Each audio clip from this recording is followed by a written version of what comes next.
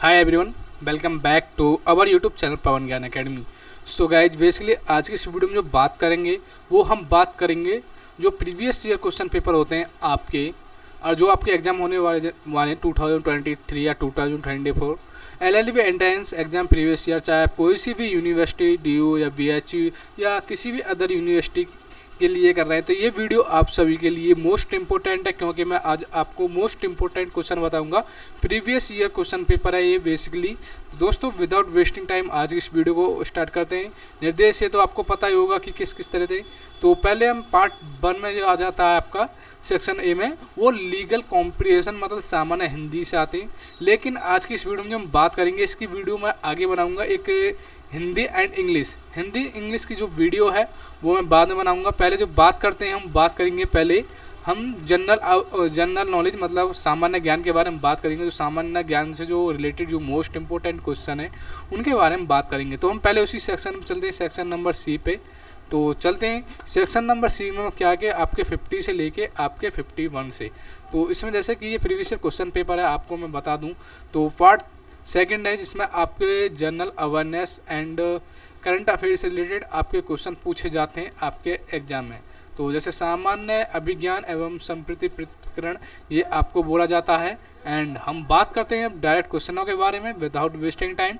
तो जैसे कि क्वेश्चन नंबर 1 में पूछा है, डियर स्टूडेंट की दीन ए इलाही किसके द्वारा प्रवर्तित किया गया है। तो इसी टाइम में आपका क्वेश्चन पेपर आएगा एंड एक क्वेश्चन दिया होगा जिसके नीचे आपके 4 ऑप्शन दिए होंगे। तो आपको क्या करना होगा कि उसका राइट ऑप्शन आपको जो नोटबुक मतलब कॉपी मिली होगी उसमें आपको फिल करना होगा। तो जैसे कि दीन ए इलाही किसके द्वारा प्रवर्तित किया गया है, तो वो 4 ऑप्शन कौन कौन से हैं। ऑप्शन ए में दे रखा है जहांगीर, ऑप्शन बी में दे रखा है हुमायूं, ऑप्शन सी में दे रखा है शाहजहां, ऑप्शन डी में दे रखा है अकबर। तो डियर स्टूडेंट, दीन ए इलाही इसके द्वारा प्रवर्तित किया गया है, तो ये अकबर के द्वारा प्रवर्तित किया है दीन ए इलाही। एंड बात करें क्वेश्चन नंबर 52 के बारे में। सो गाइस, क्वेश्चन नंबर 52 में पूछा 8 मार्च किस रूप में मनाया जाता है। तो ये एक इम्पोर्टेंट क्वेश्चन हो जाता है कि 8 मार्च 10 मार्च, ये मतलब आदि रिलेटेड क्वेश्चन ये हर बार मतलब इससे मतलब डेट से रिलेटेड क्वेश्चन आते ही आते हैं। उसकी भी वीडियो मैंने बना रखी है, नीचे मैं डिस्क्रिप्शन पर लिंक दे दूंगा, आप वहां से जाके आप वॉच कर सकते हैं। जैसे कि 8 मार्च किस रूप में मनाया जाता है, तो आपके पास ऑप्शन दे रखे हैं जैसे कि विश्व पर्यावरण दिवस, विश्व विरासत दिवस, अंतर्राष्ट्रीय महिला दिवस, विश्व युवा दिवस। तो डियर स्टूडेंट, मैं बता दूं जो 8 मार्च जो बनाया जाता है वो अंतर्राष्ट्रीय महिला दिवस के लिए मनाया जाता है। तो क्वेश्चन नंबर 52 का option number C is the correct answer हो जाएगा। एंड बात करते हैं क्वेश्चन नंबर 53 के बारे में। तो इसमें पूछा क्वेश्चन नंबर 53 में रेडियो एक्टिवता की खोज किसके द्वारा की गई थी। तो आपके पास ऑप्शन दे रखे हैं Madame Curie, Pierre Curie, Henri Becquerel, Rutherford. तो डिस्टन आपकी जो रेडियो एक्टिविटा की खोज किसके द्वारा की गई थी, तो हेनरी बैकरूल के द्वारा आपकी रेडियो एक्टिविटा की खोज की गई थी। तो क्वेश्चन नंबर 53 का option number C is the right answer हो जाएगा। एंड बात करते हैं क्वेश्चन नंबर 54 के बारे में। सो गाइस, क्वेश्चन नंबर 54 के बारे में पूछा है कि भारतनाट्यम कहाँ का नृत्य है। तो डांस रिलेटेड मतलब नृत्य रिलेटेड भी क्वेश्चन आपके पूछे जाते हैं, जैसे भारतनाट्यम पूछ लिया तो और अदर, तो इनसे रिलेटेड मतलब ये वेरी इंपॉर्टेंट है। मैं मतलब जो वीडियो बनाने की जो पर्पज़ है, इससे बने वीडियो बनाने का पर्पज़ ये है कि आपके एंट्रेंस एग्जाम में किससे रिलेटेड क्वेश्चन आएंगे, ये नहीं कि सेम टू सेम ये आ जाएंगे, इनसे रिलेटेड और क्वेश्चन भी याद करके जाएँ। उससे रिलेटेड मैं आपको अगर वीडियो चाहिए तो वो भी बना दूंगा। जैसे भारतनाट्यम कहाँ का नृत्य, केरल, तमिलनाडु, उड़ीसा, आंध्र प्रदेश। तो भारतनाट्यम जो आपका जो नृत्य है वो तमिलनाडु का है। तो option number B is the correct answer हो जाए क्वेश्चन नंबर 54। एंड अब बात करते हैं क्वेश्चन नंबर 55 की ओर। तो क्वेश्चन नंबर 55 की ओर चलते हैं। क्वेश्चन नंबर 55 में पूछा है माउंट एवरेस्ट पर चढ़ने वाली जो प्रथम इंडियन मतलब वुमेन थी वो कौन थी। प्रथम भारतीय महिला जो माउंट एवरेस्ट पर चढ़ी थी, सोनिया मिर्जा, पीटी ऊषा, कल्पना चावला, विजेंद्र पाल। तो what is the correct answer question number 55। तो सोनिया मिर्जा तो ये टेनिस बॉल से लीड करती हैं, तो मतलब एवरेस्ट पे पूछे माउंट एवरेस्ट पर। तो कल्पना चावला में पीटी ऊषा भी नहीं है, विजेंद्र पाल है। Option number D is the correct answer हो जाए क्वेश्चन नंबर 55। एंड अब बात करते हैं क्वेश्चन, थोड़ा सा 1 मिनट मुझे 1 मिनट का समय दीजिए, क्योंकि जो मेरा जो सिस्टम है थोड़ा सा मैं उसको चार्जिंग पे भी लगा दूं, क्योंकि ये सिस्टम थोड़ा सा लो हो गया है, इसको हम चार्जिंग पे लगा देते हैं। एंड हाँ, बात करते हैं क्वेश्चन नंबर 56 के बारे में। तो इसमें पूछा है पीलिया रोग किसके द्वारा किससे प्रभावित करता है। जो पीलिया जो रोग होता है, जो अक्सर मतलब घर की महिलाओं या किसी को भी हो जाता है, तो वो किसे प्रभावित करता है। हृदय, यकृत, प्लीहा या पित्ताशय। तो डियर स्टूडेंट ये तो वेरी इजी क्वेश्चन है कि ये किसको मतलब जो पीलिया होता है ये किसको मतलब रिलेटेड है। तो डियर स्टूडेंट मैं बता दूं पीलिया जो होता है वो यकृत को प्रभावित करता है। किसको? यकृत। तो option number B is the correct answer question number 56। And बात करते हैं क्वेश्चन नंबर 57 के बारे में। सो गाइज क्वेश्चन नंबर 56 में पूछा है कि भांगड़ा कहाँ का नृत्य है। मैंने कहा ना नृत्य से रिलेटेड क्वेश्चन बनते ही। तो भांगड़ा कहाँ का नृत्य है? आपके पास ऑप्शन दे रखा हरियाणा, दिल्ली, राजस्थान, पंजाब। तो ये तो वेरी इजी क्वेश्चन है। क्वेश्चन नंबर 57 जो भांगड़ा ये जो रिलेटेड है ये पंजाब से है, क्योंकि ज़्यादातर पंजाबी लोग ही भांगड़ा डांस करते हैं। एंड बात करते हैं क्वेश्चन नंबर 58 के बारे में। सो गाइज क्वेश्चन नंबर 58 में पूछा है कि फोटोग्राफिक प्लेट में किस रसायन का प्रयोग किया जाता है। जो आपकी जो फोटोग्राफिक प्लेट होती है उसमें किस केमिकल्स का यूज होता है। तो आपके पास ऑप्शन दे रखे हैं bohrium chloride, silver bromide, silver nitrate, silver chloride. What is the correct answer question number 58। तो डियर स्टूडेंट जो फोटोग्राफ प्लेट में जो केमिकल का यूज किया जाता है वो सिल्वर ब्रोमाइड का यूज होता है। तो क्वेश्चन नंबर 58 का option number B is the correct answer हो जाएगा। एंड अब बात करते हैं क्वेश्चन नंबर 59 के बारे में। तो जैन धर्म, तो जैन धर्म से क्वेश्चन अक्सर बनते हैं कि इसमें 23वां पूछा है, कोई किसी में आपके एकदम फर्स्ट पूछ सके या थर्ड पूछ सके। तो जैन धर्म से रिलेटेड आप क्वेश्चन जरूर याद करके जाएं। तो इसमें पूछा है कि जैन धर्म के 23वें तीर्थंकर कौन थे। तो आपको ऑप्शन दे रखे हैं Rishabhdev, Parshvanath, Neminath, Mahavir. What is the correct answer question number 59। So dear student question number 59 का जो राइट आंसर है वो Parshvanath, option number B is the correct answer हो जाएगा। एंड बात करें क्वेश्चन नंबर 60 के बारे में। तो इसमें पूछा है प्लेग किसके द्वारा संचालित होता है।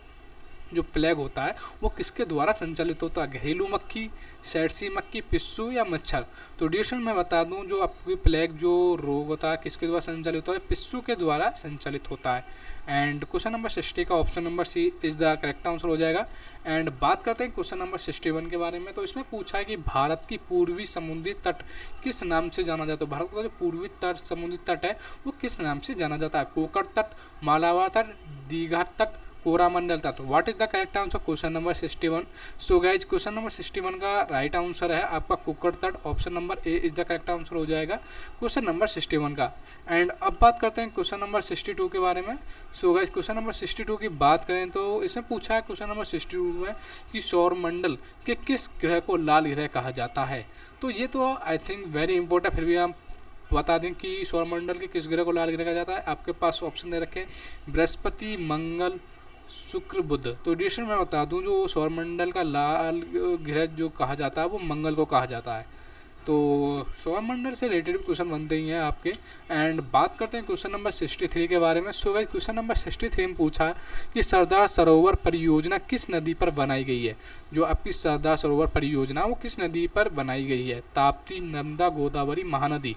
What is the correct answer question number 63। So dear student जो आपकी सरदार सरोवर जो परियोजना है ये आपकी नर्मदा नदी पर बनाई गई है। तो क्वेश्चन नंबर 63 का option number B is the correct answer हो जाएगा। एंड क्वेश्चन नंबर 64 के बारे में बात करें तो इससे पहले अभी तक हमारे चैनल को ने सब्सक्राइब नहीं तो सब्सक्राइब कर लें, क्योंकि मैं law and LLB, LLM, judiciary आदि रिलेटेड कुछ वीडियो बनाता हूं, तो आप चैनल को सब्सक्राइब जरूर करें, लाइक जरूर कर लें। तो क्वेश्चन नंबर 64 के बारे में बात करें तो इसमें पूछा है इंडिया डिवाइडेड नामक पुस्तक। तो ये तो वेरी सिंपल है, महात्मा गांधी ने लिखी थी आई थिंक। इंडिया डिवाइडेड नहीं, डिवाइन लाइफ लिखी थी महात्मा गांधी ने। इंडिया डिवाइडेड तो और किसी ने लिखी थी, इसकी भी मैंने आपकी एक अलग से बना रखी है। तो शायद इंडिया डिवाइड जो लिखी थी वो लिखी थी आपकी लाला लाजपत नहीं, डॉक्टर राजेंद्र प्रसाद ने लिखी थी आपकी। हाँ, डॉक्टर राजेंद्र प्रसाद ने लिखी है आपकी इंडिया डिवाइडेड। तो मतलब भारत का जो विभाजन है वो आपका डॉक्टर राजेंद्र प्रसाद ने लिखी। तो इंडिया डिवाइडेड का जो मतलब जो लेखक हैं वो आपके डॉक्टर राजेंद्र प्रसाद हैं। तो क्वेश्चन नंबर 64 का option number C is the correct answer हो जाएगा। एंड बात करते हैं क्वेश्चन नंबर 65 के बारे में। सो 65 के बारे में बात करें तो इसमें पूछा भारतीय संसद में शामिल है। तो भारतीय संसद में क्या शामिल है? केवल लोकसभा, केवल राज्यसभा, लोकसभा और राज्यसभा, राष्ट्रपति, लोकसभा और Rajya Sabha. What is the correct answer question number 65। तो आई थिंक आपके तीनों ही ऑप्शन सही हैं, तो तीनों ही मतलब ये आपके इंडियन पार्लियामेंट मतलब राष्ट्र भारतीय संसद में शामिल हैं। तो option number D is the correct answer हो जाएगा क्वेश्चन नंबर 65 का। एंड बात करते हैं क्वेश्चन नंबर 66 के बारे में। तो डियर क्वेश्चन नंबर 66 में पूछा है कि जवाहरलाल नेहरू बंदर कहाँ स्थित है। जवाहरलाल नेहरू बंदर कहाँ स्थित है। Kandla, Chennai, Mumbai, Kolkata. What is the correct answer question number 66। तो आई थिंक मुंबई में जवाहरलाल नेहरू बंदर स्थित। एंड बात करते हैं क्वेश्चन नंबर 67 के बारे में। तो उसमें पूछा भारत का सबसे बड़ा राज्य कौन सा है। भारत का सबसे बड़ा राज्य है, तो क्षेत्रफल की दृष्टि से पूछा होगा आई थिंक राजस्थान, महाराष्ट्र, बिहार या आपका पश्चिम बंगाल। तो राजस्थान है क्षेत्रफल की दृष्टि वैसे सबसे बड़ा राज्य है। हाँ, जनसंख्या की में देखें तो वो आपका उत्तर प्रदेश है, लेकिन सबसे जो बड़ा राज्य है इंडिया का वो राजस्थान है। एंड अब बात करते हैं क्वेश्चन नंबर। कोई क्वेश्चन गलत होगा तो वो भी कमेंट बॉक्स में लिखते हैं, ये नहीं है कि मतलब मुझे सारे क्वेश्चन एक संग याद होंगे। तो जो भी अगर मैं कोई क्वेश्चन गलत बोल रहा हूँ उसे कमेंट बॉक्स में जरूर लिखते हैं। अब बात करते हैं क्वेश्चन नंबर नेक्स्ट के बारे में। तो थोड़ा सा ये फिर सॉफ्टवेयर फिर हैंग होने लगा मेरा। बात करते हैं क्वेश्चन नंबर हम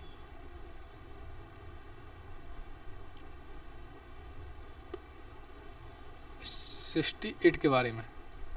सो गाइज देखते हैं मेरा कितना चार्ज है। 49% फुल चार्ज हो जाए। थोड़ा सा मैं इसको निकाल लूँ क्योंकि चार्जिंग पे जो मेरा सॉफ्टवेयर है वो हैंग होने लग जाता है। तो अब कोई हैंग नहीं होगा। जैसे कि हम बात करते हैं क्वेश्चन नंबर 68 के बारे में। सो गाइज क्वेश्चन नंबर 68 में पूछा है, थोड़ा सा इसको हम साइड कर लें। हाँ, काली मिट्टी में कौन सा पौधा होता है। कपास, गन्ना, धान, चाय। तो जैसे मैं बता दूँ, वो काली मिट्टी में जो होती है वो कपास की मतलब खेती ज़्यादा होती है। तो कौन सा पौधा होता है काली मिट्टी में, वो होता है कपास मतलब रुई। एंड बात करते हैं क्वेश्चन नंबर 69 के बारे में। तो इसमें पूछा है वायुमंडलीय दाब किससे मापा जाता है। बैरोमीटर, थर्मामीटर, मैनोमीटर या नन ऑफ दिस, इनमें से कोई नहीं। तो एडिशन मैं बता दूं, जो वायुमंडलीय ताप जो नापा जाता है वो बैरोमीटर से नापा, थर्मामीटर से थोड़ी, मैनोमीटर थोड़ी। तो वायुमंडलीय ताप आपका बैरोमीटर से नापा जाता है। एंड बात करते हैं क्वेश्चन नंबर 70 के बारे में। तो इसमें पूछा कांग्रेस की प्रथम भारतीय महिला अध्यक्ष कौन थी। तो विजय लक्ष्मी, इंदिरा गांधी, अमृता प्रीतम, सरोजिनी नायडू। तो डिएशन जो कांग्रेस की प्रथम महिला अध्यक्ष पूछा है तो वो विजय लक्ष्मी थी। कौन थी, विजय लक्ष्मी। एंड बात करते हैं क्वेश्चन नंबर नहीं, विजय लक्ष्मी नहीं थी, वो थी आपकी सरोजिनी नायडू। तो ये आपका जो है ये वाला रॉन्ग है। ये वाला रॉन्ग है। जो राइट है, ये आपका जो राइट है वो है आपका ये सरोजिनी नायडू। तो हम इसको हटा देते हैं। एंड बात करते हैं क्वेश्चन नंबर 71 के ऊपर। तो उसमें पूछा है कि सबसे पहले भारत में व्यापार करने वाले कौन आए थे। जो सबसे पहले जो इंडिया में जो मतलब बिजनेस मतलब व्यापार करने कौन आए थे। पुर्तगाली, डच, अंग्रेज, डेनिश। तो सबसे पहले पुर्तगाली आए थे हमारे इंडिया में व्यापार करने के लिए। एंड बात करते हैं क्वेश्चन नंबर 72 के बारे में। तो इसमें पूछा प्रसिद्ध खजुराहो की गुफाएं स्थित है। मध्य प्रदेश। तो वेरी सिंपल है, मध्य प्रदेश में ही है आपकी जो खजुराहो की जो मतलब गुफाएं हैं। एंड बात करते हैं 73 के बारे में। तो इसमें पूछा आनंदमठ नामक पुस्तक के रचयिता कौन थे। तो राइटर एंड बुक्स से रिलेटेड क्वेश्चन तो आते ही आते हैं। तो इससे रिलेटेड मैंने बना रखी है टॉप 25 जो मोस्ट रिपीटेड होता है। और मैंने वैसे भी बना रखी है आपकी पुस्तक के रिलेटेड, वो उसकी भी लिंक मैं डिस्क्रिप्शन में दे दूंगा, आप वहाँ से जाके वॉच कर सकते हैं। तो आनंदमठ के जो पुस्तक के रचयिता कौन है। Rabindranath, Bankim Chandra Chatterjee, Mulk Raj Anand, Mahasweta Devi. What is the correct answer question number 73। तो Bankim Chandra Chatterjee is the right answer question number 73, क्योंकि बंकिम चंद्र चटर्जी आनंदमठ पुस्तक के रचयिता हैं। एंड अब बात करते हैं क्वेश्चन नंबर 74 के बारे में। सो गाइस क्वेश्चन नंबर 74 के बारे में बात करें तो उसमें पूछा मेगास्थनीज किसके दरबार में से संबंधित था। मेगास्थनीज किसके दरबार से संबंधित था। Chandragupta Maurya, Ashoka, Bindusara, Harshavardhana. What is the correct answer 74। तो हर्षवर्धन के दरबार से संबंध है आपका मेगास्थनीज का। तो 74 का जो राइट आंसर है वो ऑप्शन नंबर नहीं चंद्रगुप्त मौर्य नहीं क्वेश्चन नंबर मेगास्थनीज किसके दरबार में संबंध थे। तो मेगास्थनीज का जो चंद्रगुप्त के शासनकाल में आए थे मेगास्थनीज भारत में, चंद्रगुप्त मौर्य के काल में। तो उसके जो पिता हैं वो अशोक हैं। तो आई थिंक तो किस दरबार में आए थे, वो चंद्रगुप्त मौर्य के दरबार में आए थे। And option number A is the correct answer question number 74। And बात करें क्वेश्चन नंबर 75 के बारे में, तो इसमें पूछा है पंचायती राज का सबसे छोटा अंग है। पंचायती राज का सबसे छोटा अंग है जिला परिषद, पंचायत समिति, ग्राम या ग्राम पंचायत। तो डिस्टेंट राइट आंसर 75 का जो राइट आंसर है वो है आई थिंक ग्राम पंचायत, क्योंकि जो पंचायती राज का सबसे जो छोटा अंग है वो ग्राम पंचायत, ग्राम पंचायत से ऊपर ये आपका जिला पंचायत पंचायत समिति बनती है। लेकिन जो 75 का option number D is the right answer. And बात करते हैं अब हम क्वेश्चन नंबर 76 के बारे में। एंड बात करते हैं 76 के बारे में, तो बात चलते हैं 76 के बारे में। तो इसमें पूछा है क्वेश्चन नंबर 76 में कि राष्ट्रीय युवा दिवस कब मनाया जाता है। तो मैंने तो बताया देश से रिलेटेड क्वेश्चन आते बनते हैं, तो देश से रिलेटेड की लिंक मैंने नीचे दे रखी है अपने डिस्क्रिप्शन लिंक पर, वहाँ से जाके वॉच कर सकते हैं। तो राष्ट्रीय युवा दिवस पूछा है तो 12 जनवरी, 5 जनवरी, 14 नवंबर, 31 अक्टूबर। तो देशों जो आपका जो बनाया जाता है राष्ट्रीय युवा दिवस, ये 12 जनवरी को बनाया जाता है। कब को बनाया जाता है ये राष्ट्रीय युवा दिवस? 12 जनवरी। एंड बात करें भारत का सबसे लंबा बांध, भांगड़ा बांध, हीराकुंड बांध, कोसी बांध, दामोदर, ये तो वेरी इजी है। तो हीराकुंड बांध इज द वेरी लॉन्गेस्ट बांध। तो भारत का जो सबसे बड़ा जो बांध है वो आपका हीराकुंड बांध है। एंड बात करते हैं क्वेश्चन नंबर हम 78 के बारे में। थोड़ा सा हमारा जो सिस्टम है वो फिर डिस्चार्ज हो गया, थोड़ा सा इसको फिर हम चार्जिंग पर लगाते हैं। हाँ, तो थोड़ा सा जो हमारा सॉफ्टवेयर वो हैंग है तो चल रहा होगा, इसके लिए मैं सॉरी मांगता हूँ। तो बात करते हैं 78 के बारे में। सो गाइस क्वेश्चन नंबर 78 में पूछा है कि फॉरवर्ड ब्लॉक की स्थापना की थी आचार्य नरेंद्र देव ने, सुभाष चंद्र बोस ने, अरविंद घोष ने या राजा राम मोहन राय ने। What is the correct answer question number 78। तो डियर स्टूडेंट मैं बता दूं फॉरवर्ड ब्लॉक की जो स्थापना की थी वो की थी आपकी सुभाष चंद्र बोस ने। किसने की थी? सुभाष चंद्र बोस ने। एंड अब बात करते हैं क्वेश्चन नंबर हम 79 के बारे में। सो गाइस क्वेश्चन नंबर 79 के बारे में बात करें तो इसमें पूछा है लोकसभा के लिए न्यूनतम आयु कितनी होनी चाहिए। तो ये तो वेरी इजी है कि 25 ईयर्स होनी चाहिए लोकसभा के लिए। एंड पृथ्वी में उपलब्ध सबसे कठोरतम पदार्थ है प्लेटिनियम, हीरा, स्फटिक, सोना। तो देशों जो पृथ्वी पर जो सबसे कठोरतम जो पदार्थ है वो हीरा है, हीरा से कठोर कोई पदार्थ ही नहीं है। एंड 81 में पूछा है कि निम्नलिखित शब्दों में कौन सा शब्द इंटरनेट कार्य प्रणाली से संबंधित है। www, http, ईमेल, ये सारे के सारे करते हैं। W world wide web, HTTP net के लिए, ईमेल भी नेट, ये सारे के सारे इंटरनेट प्रणाली से संबंधित रखते हैं। तो option number D is the correct answer. All of this is the right answer question number 81। And बात करें 82 के बारे में तो इसमें पूछा है कि बांग्लादेश की मुद्रा है रुपया। तो रुपया तो ये इंडिया की है। एंड टका, डॉलर या अमेरिका रुपया। तो बांग्लादेश की जो आपकी जो करेंसी है वो है आपकी टका है। कौन सी? टका। एंड अब बात करते हैं हम क्वेश्चन नंबर 83 के बारे में। तो इसमें पूछा है कि विक्रेता बाजार ऐसी स्थिति बताता है, मतलब ऑप्शन दे रखे हैं वस्तुएं प्रति सर्वधात्मक दरों पर उपलब्ध होती है, मांग पूर्ति से अधिक होती है, पूर्ति मांग से अधिक होती है, पूर्ति और मांग समान होता है। तो पूर्ति और मांग समान होता है। Option number D is the correct answer question number 83। And बात करते हैं 84 के बारे में। तो विकास का अर्थ आर्थिक वृद्धि और क्या है? मुद्रा स्फूर्ति, मुद्रा अपस्फीति, मूल्य स्थिरता, सामाजिक परिवर्तन। तो विकास का जो आर्थिक अर्थ है आर्थिक वृद्धि में वो सामाजिक परिवर्तन जो समाज में हम चेंज कर सकते हैं।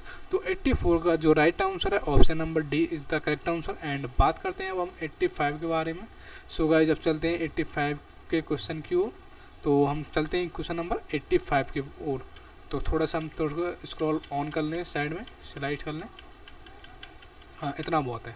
तो 85 में पूछा कोणार्क मंदिर के देवता है सूर्य, शिव, कृष्णा, ब्रह्म। तो इसलिए आपको भी ये कमेंट में जरूर बताना कि आप कौन से कौन से देवता को मानते हो। मैं बताऊँ मैं शिव जी को मानता हूँ बेसिकली। तो आपको भी बताना है आप किससे, मतलब मैं ये नहीं बोलता देवता तो सारे समान है, मतलब किसको ज़्यादा आप प्रायोरिटी देते हो, मतलब किसको आप ज़्यादा मानते हो। सोल्यूशन जो 85 का जो राइट आंसर है वो कोणार्क मंदिर आपका सूर्य का देवता का है। एंड बात करते हैं क्वेश्चन नंबर 86 के बारे में। तो 86 के बारे में बात करेंगे अब। सो गाइज थोड़ा सा इसको हम निकाल लेते हैं।